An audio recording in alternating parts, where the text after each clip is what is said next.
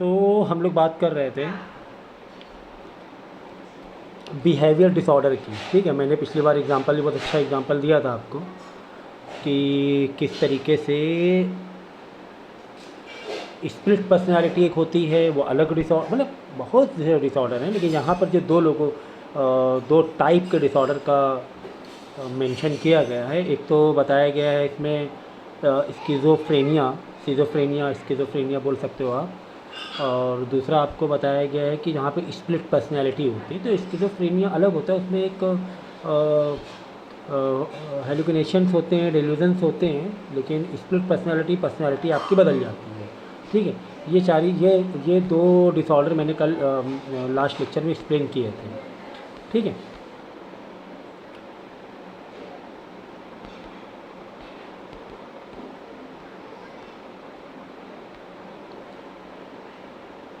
So a great deal, यहाँ से start करते हैं, चलो थोड़ा फ्लो मिल जाएगा। ठीक है ना। A great deal of effort has gone into investigating the cause of schizophrenia because psychologists believe that knowledge of its causes is essential for its prevention. Definitely, अगर हमें किसी डिसीज़ का सॉल्यूशन ढूंढना है या ट्रीटमेंट ढूंढना है तो उस पर हम क्या करेंगे? रिसर्च करेंगे, है ना। इन्वेस्टिगेशन करेंगे, रिसर्च करेंगे, नॉलेज गेन करेंगे, जिससे कि प्रिवेंशन हो सके, जिससे क्या हो सके, प्रिवेंशन हो सके, हम लोग उसका ट्रीटमेंट कर सकें। Suppose psychologist who are studying schizophrenia hypothesis that its cause is to be found in the way in the way children are reared by their parents। तो रियर्ड बाय देयर पेरेंट्स मतलब Rudyard bye their parents मतलब समझो, जो parents अपने बच्चों को पूरी तरीके से केयर करते हैं, उनको बैकअप देते हैं, उनको अच्छे से नर्चरिंग करते हैं, उनकी पढ़ाई लिखाई एवरीथिंग अवेलेबल कराते हैं। ठीक है, तो उसको हम लोग क्या बोलते हैं? Rudyard bye parents. ठीक है, तो suppose psychologist who are studying schizophrenia hypothesis that is, hypothesis का मतलब एक थ्योरी, हाइपोथेसिस थ्योरी मतलब एक ऐसी थ्योरी जिस पर रिसर्च हम कर रहे हैं, जिसको हम लोग एजम्पशन लेके चल रहे हैं कि ये इसकी वजह से हुआ होगा, ये इसकी वजह से हो सकता है, वो हाइपोथेसिस बोलते हैं। ठीक है, उस वर्ड को, कि हमें एग्जैक्टली अभी नहीं पता कुछ भी, लेकिन उस पर हम स्टडी कर रहे हैं। ठीक है ना, बोलते ना बहुत हाइप है, बहुत ही बड़ा मैटर है ये, समथिंग लाइक दैट, बहुत ही सेंसिटिव है, ऐसा कुछ कह सकते हैं हम लोग। So is to be find in the way children real by parent using the method of systematic observation. तो हाँ, ये बताया गया साइकोलॉजिस्ट को क्या लग रहा है कि जिस तरीके से पेरेंट्स, अब स्किज़ोफ्रेनिया का मतलब मैंने क्या बताया था? स्किज़ोफ्रेनिया का मतलब मैंने बताया जो बहुत ज़्यादा इमोशनली अटैच्ड है, मोस्टली बच्चों में ये पाया जाता है, बहुत ज़्यादा अटैच है जो अपने पेरेंट्स से या अपने जिससे हम इमोशनली बाउंड हैं, उन पर ये मोस्टली ये डिसऑर्डर पाया जाता है। तो वही बताया गया कि बेसिकली उन लोगों में ज़्यादा ये चीज़ पाई जा सकती है कि जिनके पेरेंट्स ने बहुत ही एक होता है सिल्वर स्पून चाइल्ड, बहुत ही केयर करके बच्चों को पाला है, और वो पेरेंट्स समझो नहीं रहे दुनिया में या उनसे दूर हो गए, है ना, कभी सेपरेट हो जाते हैं या दूर हो गए, मेनली डेथ हो गई, तो ऐसी बीमारी उनको, ऐसा डिसऑर्डर हो जाता है। तो using the method of systematic observation the researcher will probably try to test their hypothesis by comparing the ways in which schizophrenic and normal people were reared. So to do this, they will match normal and schizophrenic groups on as, so to do this they will match, मतलब वो क्या करते हैं? Observation करते हैं, matching करने की कोशिश करते हैं नॉर्मल पीपल की एंड स्किज़ोफ्रेनिक लोगों की ऑन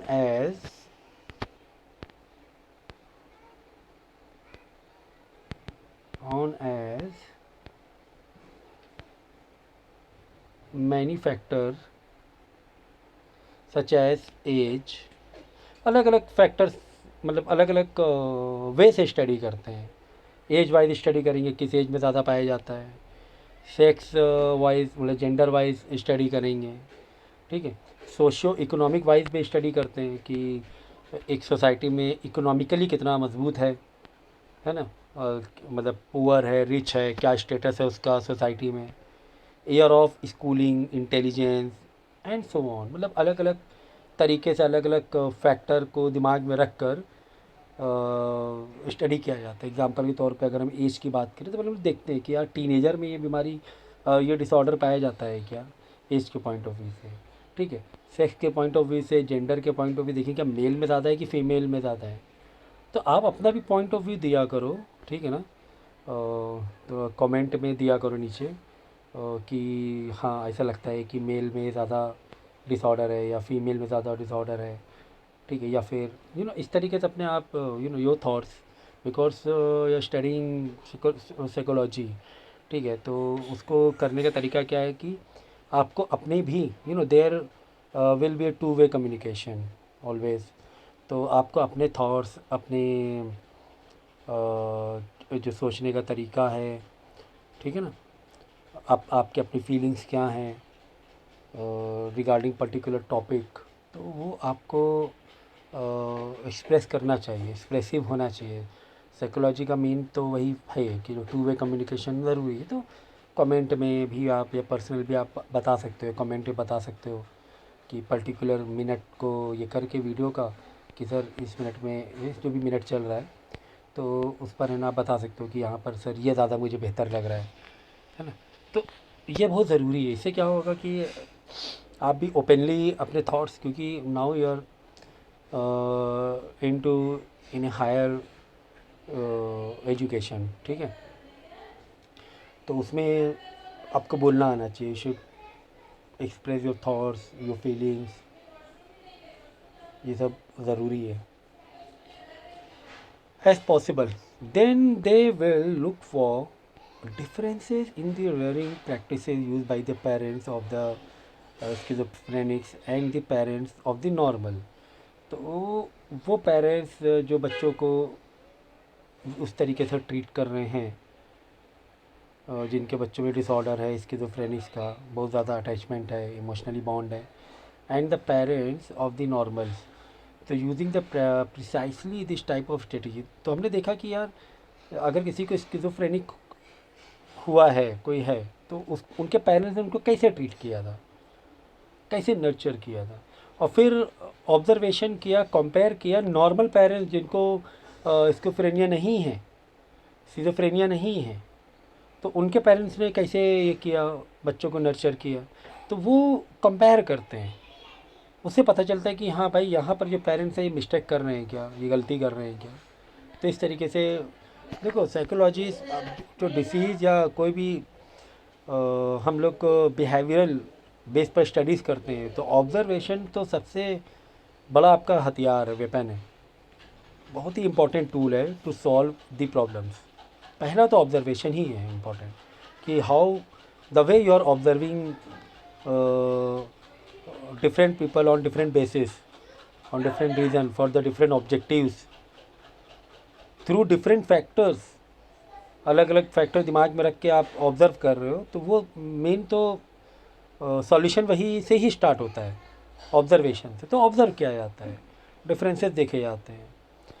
तो using precisely this type of strategy psychologist have found differences, but this differences do not by themselves establish causation. All that has been established so far is that differences in rearing go along with schizophrenia. Other factor on their interaction with the rearing may be the cause. A great many more observation must be made before the likely cause or causes of schizophrenia can be established. Some hypothesis about the causes, तो आगे भी कुछ कुछ दिया हुआ है कि बस यही बताया कि दूसरे फैक्टर भी हो सकते हैं। अब देखो दूसरे फैक्टर क्या होते हैं, सुनो व्हाट आई फील।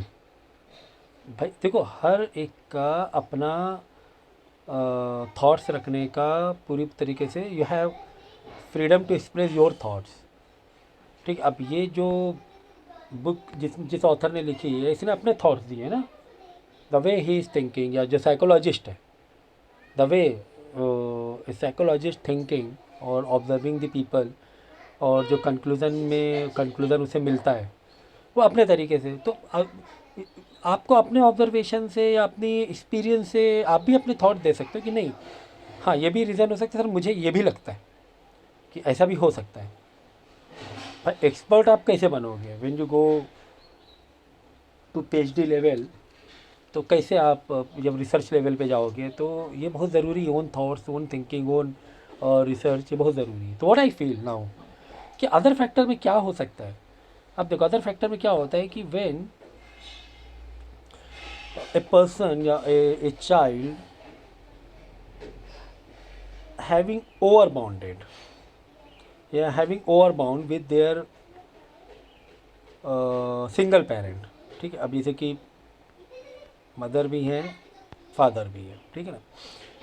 तो अब जैसे दो लोग, ये दो सेपरेट हो गए किसी रीज़न से, ठीक है, अब ये चाइल्ड है, उसको मदर की कस्टडी मिली है, और या मदर का लव मिला है, मदर की ही बाउंडिंग मिली है।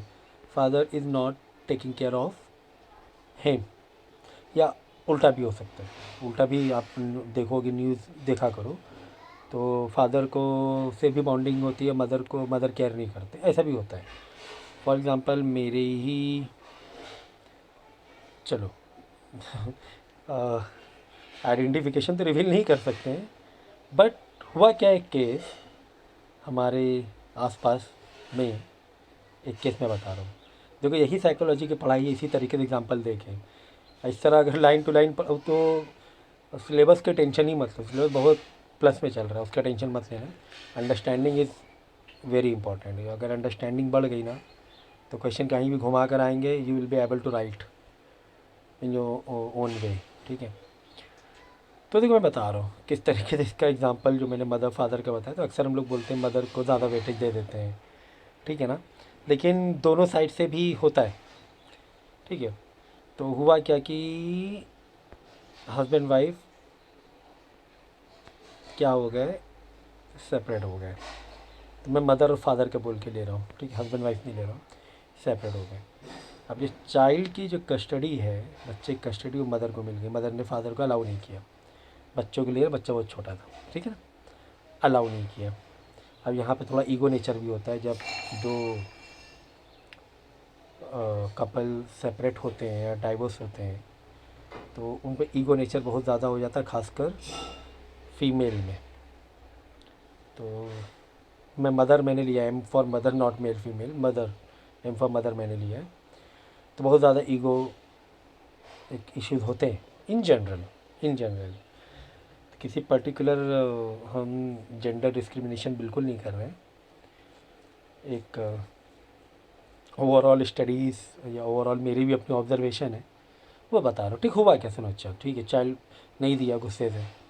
अब जबकि अब ये चाइल्ड का कस्टडी तो ली, लेकिन मदर, छोटा था चाइल्ड, मतलब बेबी चाइल्ड है, एक 2 ईयर्स से ही, 2 ईयर्स भी एज नहीं है। तो हुआ क्या, मदर चली गई आउट ऑफ इंडिया, अब्रोड, ठीक है, अब्रोड चली गई, living her own child with her any relative, ठीक है ना। तो अपने बच्चे को फादर को ना देखकर, सोचो ज़रा, बाहर अब्रोड चली गई जॉब करने के लिए, जॉब लग गई अच्छी, लेकिन बच्चे को कैसे फिर ले जाएगी, मुश्किल होगा उसको, ठीक है ना, कैसे जॉब करेगी, वहाँ कौन बच्चे को देखेगा। तो बच्चे को, इतने छोटे बच्चे को रिलेटिव के पास छोड़कर अब्रोड चली गई, ठीक है ना। अब हुआ क्या, अब बच्चे के लिए देखो क्या हुआ यहाँ पर। अब बच्चे के लिए माइंड में ना, अब बच्चों को ना तो इमोशनली फादर को मिल पाया बॉन्डिंग, ना ही मदर की बॉन्डिंग मिल पाई। अब यहाँ पर दोनों से गया वो, ठीक है ना। तो इससे ज़्यादा बेहतर होता फादर कस्टडी मिल जाती, कम से कम वो तो देखता, है ना। तो ये सारी चीज़ें हैं, ऐसा होता है सोसाइटी में। अब सोसाइटी में थोड़ा सा ऑब्ज़र्व किया करो केसेस, से बोलते हैं स्टडी केस किया करो तो काफ़ी सारी चीज़ें पता चलेंगी। अब ये बच्चा कहीं ना कहीं से आगे चल कर ऐसे बच्चों को इमोशनली एक बच्चे वीक हो जाते हैं। हम कोई डिसऑर्डर का नाम नहीं लेंगे, लेकिन बच्चे इमोशनली वीक होते हैं।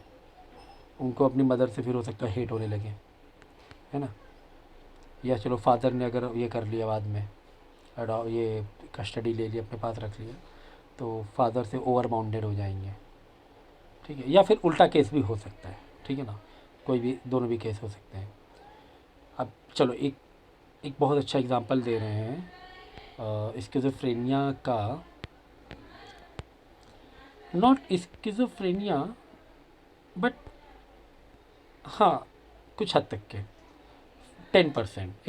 एक फेमस पर्सनालिटी है शिखर धवन, ठीक है। शिखर धवन काफ़ी बड़ा क्रिकेटर है, काफ़ी बड़ा, ठीक है।